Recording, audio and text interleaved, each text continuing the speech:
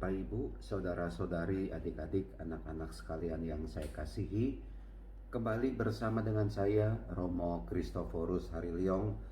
Kita akan merenungkan secara singkat, sederhana, bacaan Injil pada hari ini, Sabtu 2 Januari 2021, di mana bacaan Injil diambil dari Yohanes bab 1, ayat 19 sampai dengan 28.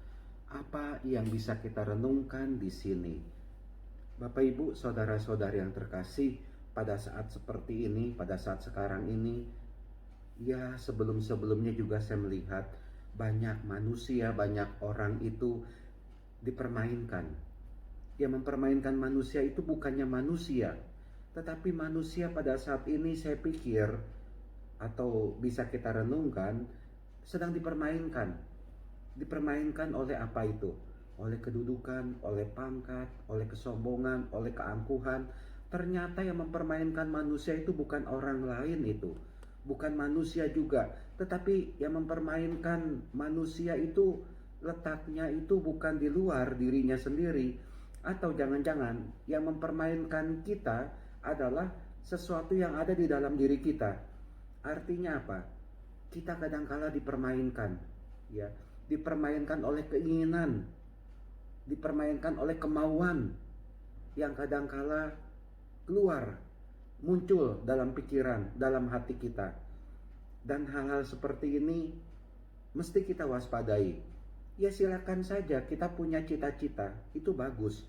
Silakan saja kita punya harapan, punya kehendak, itu bagus. Tetapi jangan sampai kita ini dipermainkan oleh keinginan, oleh apa yang kita pikirkan. Saya mau mendapat posisi yang lebih tinggi lagi, saya mau mendapat jabatan yang lebih tinggi lagi, maka saya melakukan ini. Ya silakan saja. Tetapi kalau itu menjadi apa yang kita kejar dan kita akhirnya terpenjara oleh hal itu, hidup kita tidak bebas. Lebih baik kita bebas saja, ya. Yang utama adalah kita mengikuti Tuhan Yesus. Apapun yang terjadi, tidak usah kita kejar. Apalagi mengejar sesuatu yang membuat kita meninggalkan Tuhan Yesus. Apalagi membuat kita itu melupakan Tuhan Yesus. Ada itu ya, kerap kali terjadi. Kita terobsesi akan kedudukan, terobsesi akan pangkat, terobsesi akan keinginan-keinginan kita. Sehingga akhirnya tanpa kita sadari, hidup kita ini kosong. Kita melupakan Tuhan. Dalam hidup ini Tuhan itu rasanya begitu jauh, tidak ada dekat bersama dengan kita. Nah, Bapak, Ibu, saudara-saudari yang terkasih, dari dalam bacaan Injil hari ini kita bisa belajar itu dari Yohanes. Sederhana saja. Yohanes apa adanya. Dia terbuka, dia jujur. Bahkan ketika ada orang-orang Yahudi dari Yerusalem mengutus beberapa imam dan orang-orang Lewi untuk bertanya kepada Yohanes, "Siapakah engkau?" Langsung Yohanes mengatakan, "Aku bukan Mesias." Oke, sampai di sini bisa dimengerti karena Mesias itu sudah jelas, itu adalah Yesus sendiri. Lalu imam-imam dan orang-orang Lewi itu juga bertanya kepada Yohanes, "Apakah engkau Elia?" Jawab Yohanes, "Bukan, saya bukan Elia."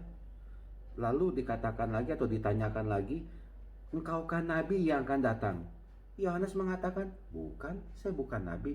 Bayangkan, orang yang didatangi oleh imam-imam dan orang-orang Lewi yang diutus oleh orang-orang Yahudi dari Yerusalem itu mau bertanya kepada Yohanes. Tentu karena Yohanes ini punya power, punya kekuatan, punya kualitas, punya kehebatan. Tetapi ketika ditanya itu semua, Yohanes mengatakan, "Bukan, saya bukan dia, saya bukan Mesias, saya bukan Elia, saya bukan salah satu dari nabi." Atau setidaknya, kalau Yohanes ini terpancing, bisa saja mengatakan ketika ditanya, "Apakah engkau salah seorang nabi yang akan datang?" Bisa saja Yohanes mengatakan, "Iya, saya nabi." Dan dengan demikian, ketika Yohanes mengatakan nabi-nabi itu kan banyak. Dan akhirnya Yohanes itu mendapat apa? Pengakuan, mendapatkan penghormatan, dihormati.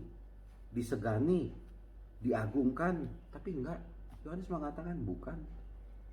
Ya itulah dia yang bisa kita lihat dari Yohanes.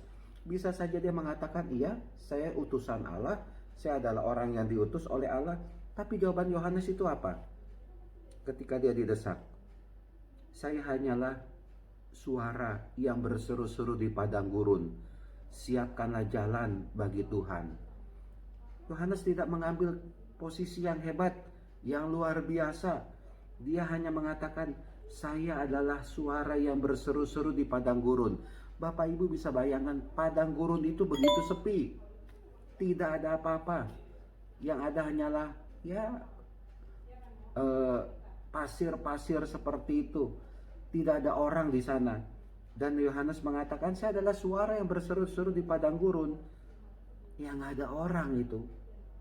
Tapi dia itu hanyalah menyiapkan jalan bagi Tuhan.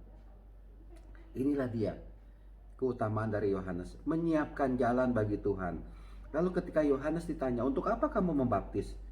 Lalu Yohanes mengatakan, aku membaptis dengan air. Tetapi di tengah-tengah kamu berdiri dia yang tidak kamu kenal, yaitu dia yang datang kemudian daripadaku. Yohanes kemudian mengatakan, membuka tali kasutnya pun aku tidak layak. Bayangkan, Yohanes begitu mempunyai sikap rendah hati atau merendahkan dirinya di hadapan Tuhan. Nah, itulah dia yang bisa kita pelajari dari Yohanes.